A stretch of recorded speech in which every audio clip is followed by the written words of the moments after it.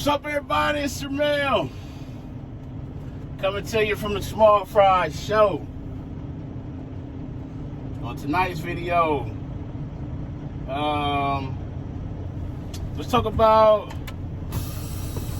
detours and just trucks in general, man. I said I was gonna kind of hit on this. I hit on it in a previous video, but I really want to hit on it on this one for sure. But before we get too deep in this thing, you already know what I need you to do. Make sure you like, comment, subscribe. Tell a friend to tell a friend to tell a friend to come join the family. Also, the views and topics expressed in these videos are mine and mine only. They do not represent the company that I work for.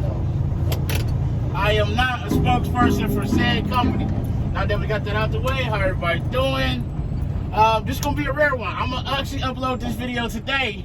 I'm recording today and upload it today. I went down to Cincinnati, from Columbus down to Cincinnati, back to Columbus. Now we're on our way up to Ann Arbor, Michigan. So this video is really fitting because the highway is closed up here in Toledo. 75 is closed, so we gotta figure a way around.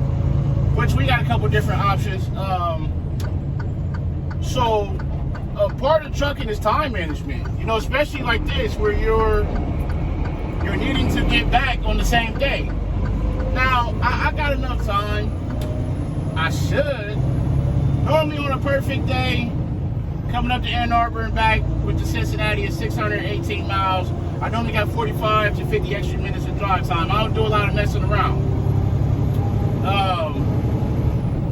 And so I know about this detour, so I can plan on it. There's going to be detours you can't plan on because they just going to happen. You know, having a CB comes in handy. As long as they're talking about it. If they ain't talking about it, the CB ain't going to matter.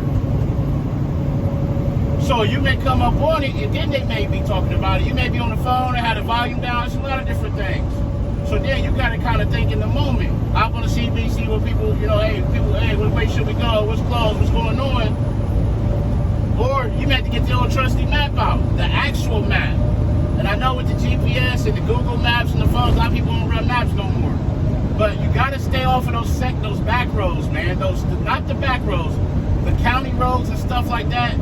Like a lot of those have weight limits on them. You know, they can hold so much weight in the winter, but more in the spring or less, however it goes. The state routes is going to be your best bet. But even then, a state route can have a low bridge as well. When I come up here to Toledo or Ann Arbor, I come 71 to 36. The routing says 71 out of Columbus, 270 to 23. But I take 36 over to avoid all the traffic lights. But if you pass, it's 37. If you pass Route 37 or 23 goes north, there's a low bridge on that road. That's the state route. So just because you're on a state route, don't mean that you're in the clear. So you still got to be mindful of the weight limits, the low bridges, and if you hold a hazmat or not, you know? That hazmat will get you. Now, luckily on this, I ain't got no hazmat. And the way that I need to go, it's all a 4-lane highway, so I'm good. The way I need to get around. But another thing that I really want people to think about is these trucks are big and they're deceptive, man. They're deceptive because of their size. The size of them, people think they're slow. They are. You know, you look at 65, this truck is governed at 65. That's not fast compared to a car. But it's fast when you can be hauling up to 80,000 pounds in 2 trailers. If you've ever sat on the side of the road and a truck is past your vehicle, it'll rock the car. So it's coming with some steam, and it's coming with some force, and it's coming with some power. You know, the aggressiveness, man. The trucks pulling out in front of trucks, and the cars pulling out in front of trucks, and the people getting on the highway, and they pity-patting around, and they don't know if they want to mash on the accelerator, or they're fumbling around, and now you're slowing down, and now they take off, and you try to get your momentum back up, or you get over it and they take off. Now somebody passing you on the right, so you hung out in the left lane, and you're trying to get back over, and every time you make a lane change, you opening yourself up to having a side collision. All these things just piled on you day after day and hour after hour and mile after mile. And by the end of the day, you're like, man, I got my butt whooped, man. You're mentally exhausted. Those are the different things that'll get you out here to where you ain't paying attention. You gotta be paying attention. Mistakes can cost you your life out here. That's the truth. A mistake can be the difference in going home at the end of the day or not, whether it's your fault or somebody else's. That's why driving is defensive. You gotta guess what somebody else is doing. There's a car coming off the side road up here. I need to be prepared for him not to stop. If he don't stop and he come on out there, I gotta take him out. Because I ain't swerving to keep from hitting him. Now I'll try to stop, but if I swerve and try not to hit him, and I go in the ditch and turn over, and he keep on going, it's gonna look like I just turned over. Same as hitting a deer or something. It's natural to swerve, not want to hit it.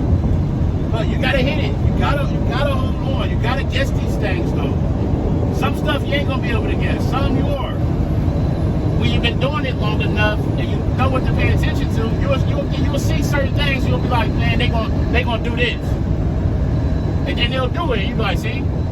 Or you can look down in their car, see they ain't paying attention. Man, they ain't paying attention. They ain't even looking to get over. They ain't got their signal on. Their head ain't turning to see what's coming. They don't even see that I'm right here. That. People hanging out on the side of you, whether it's a car or a truck, get them people off the side of you. Whether you got to speed up, slow down, get off at the next exit and get back on. Don't let people hang out on the side of you. It's a recipe for disaster. You blow a tire, you lose control of this truck, and you can't hold it in the lane, they coming with you. All that hugging going down the road, it makes me nervous, man. It gets me antsy because every chance is something happening, whether it's me or them, they can lose control. Another truck passing me can blow his tire and then he hitting me. My goal is to come to work, make a salary, so I can provide for my family and get this truck back in one condition as safely as I can and go home at the end of the shift. That's my ultimate goal. It's going to be a lot of things that's going to stress you, a lot of things that's going to trigger you. You need to pull over and take a moment, scream, do it. Call a friend and vent, do it. Listen to music, whatever it takes. This time of year when the weather's bad, it's stressful. You're away from home. You're dealing with things at home. You bring them to work. Ain't nothing to do but think out here. Yeah, the money is good, but man, sometimes it come with a cost that money can't buy. I truly believe that truckers suffer from PTSD in some form. I do. I ran the road for 14 years. There was many days I was depressed out there, sad, mad, you know. Man, listen, trucking is my childhood dream. I'm going on a tangent right now, I know that, but people have gotten into trucking for the money, which is cool, provide for your family, but that's why the industry is the way it is. I've said that. And it's going to continue to decline. The more safety features they come with, the less responsibility that you have. Like this. This used to be a light where it would flash yellow for being prepared to stop. For some reason, they took that away. Look at all the skid marks in the road. People come up on that light with the speed limit is 60. You come up on that light and it trips. And then now you're trying to stop. I don't know why. They did a report on why they took it out years ago. I don't even remember why, but they did. That was one of the most craziest things they could have done right at that light. You know, and it's not all highway driving. You got to be able to drive in the city if you're a city driver or a line hauler or over the road guy, whoever. There's gonna come a time when you're gonna need to be in a metropolitan city. Then what? You got to be able to know that if the crosswalk is white, solid, it ain't gonna change. But if it's flashing and counting down, or even if it ain't counting down, if it's flashing, you gotta know that the light may change. It ain't gonna change if it says walk. It's not. Has it been green for a long time? Can I make this turn? You go on the road and the trees is hitting the top of the trucks. That should tell you trucks don't go down that road that often, because if so, they would have been took the trees out, the limbs out. That's a telltale sign. Either you on somewhere you ain't supposed to be, or a lot of trucks don't make it down that road. And it may be a business that don't get a lot of trucks. You gotta have a second and third and fourth and fifth sense out here to kick in when something ain't normal. Man, this don't feel right. Let me check it. Let me call somebody. Let me pull over. Because that's how you got things happening. That's how you got, up here in Toledo, somebody hit a bridge, tore the bridge up. That's how you got that happening. That's how you got, all these pileups happening because people are behind each other. Nobody gets nervous. Somebody asked me, do I get nervous driving? Yes, I still get nervous. Next month, I've been driving a truck 16 years. Yes, I still get nervous. I still get anxious. I still get scared. That's part of my defense out here, but that's also a part of what keeps me safe out here. That's things that is on my heart today, man. I want y'all to think about that type of stuff. Be careful maneuvering around these trucks, but also be careful maneuvering these trucks. When you're on a yard, there's a lot of traffic. You need to watch what you're doing. Watch you out there. Watch you walk in between the trailers. It's an easy way for somebody to get hit and somebody to get ran over. Think about that stuff. So we're going to bring this to a close. But as always, make sure you arrive to your pickup and your delivery on time and safely.